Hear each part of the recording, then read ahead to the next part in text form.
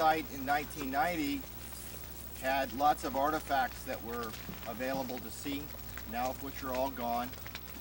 And in your read-ahead, you'll probably remember seeing this. There's actually a picture in your read-ahead. Yeah, there is. Only both statues were intact.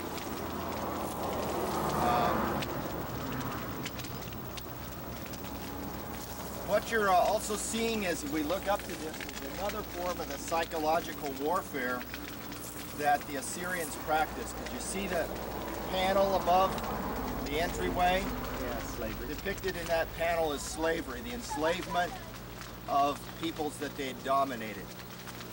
So what they would do is they would send letters.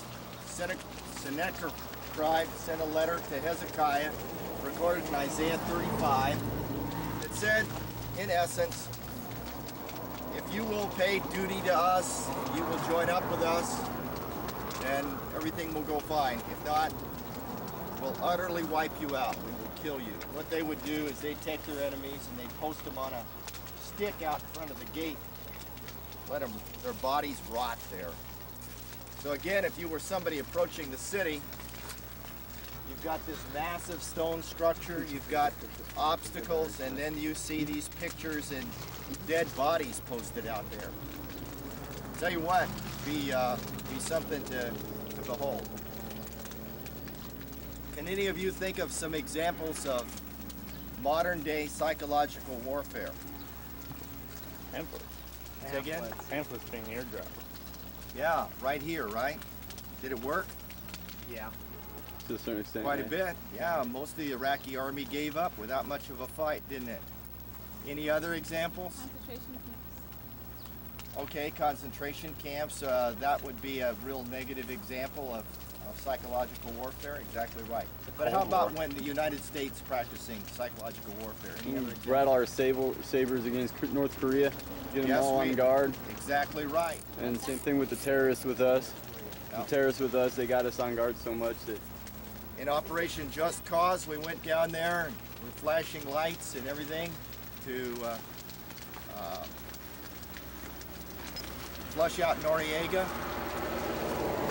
He was basically given the message, give up or we're going to air assault in here and kick your butts. And he didn't give up, so we did the latter. How we have like Apache helicopters flying around the looters? Exactly right. Because we know we're not going to turn them loose in terms of the Apaches, but it gets the job done because the people don't know the difference. See across the road is the UN headquarters. This is a site I feel a little safer at. The country has the high ground over there, so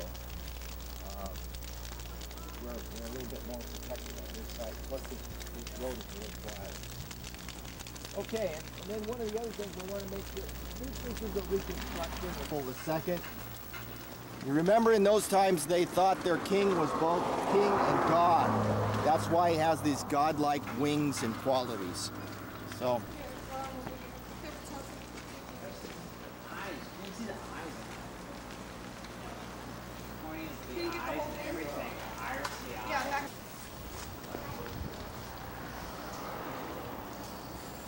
Thank you. Well, here I am. You'll never see it. I mean, you will, but Another one of the gates to Nineveh.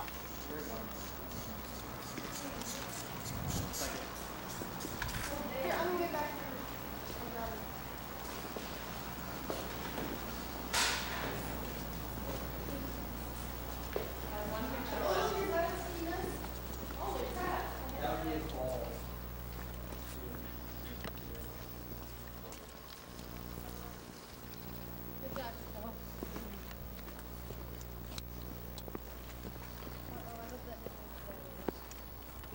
Yeah. Maybe we should give him think $5. We gave an MRE. Next time we'll give him 5 a year bug. I'm sure he'd appreciate that. Oh, you gave him one?